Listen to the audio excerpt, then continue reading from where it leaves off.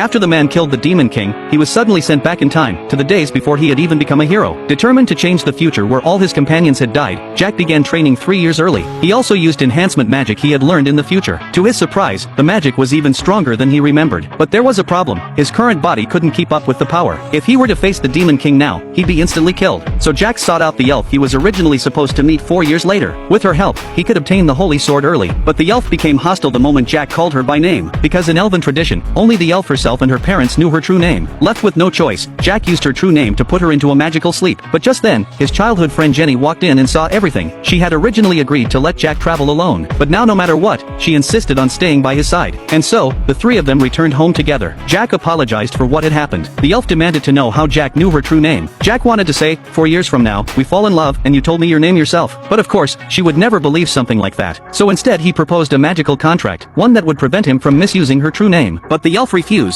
saying she couldn't form the contract yet. It had to wait until the full moon. This gave Jack a headache, because he had already made plans to travel with his future companions starting tomorrow. The elf was furious when she heard that, but she had no choice. She would travel with Jack for the time being. And just like that, the four of them began their journey 3 years early. Jack already had their first destination in mind, the legendary underground labyrinth of the Arcane Lord. He even pulled out a complete map, but because the dungeon was too dangerous, Jack decided to take a different approach. He led the group to begin digging a tunnel. His plan was to reach the treasure vault from below.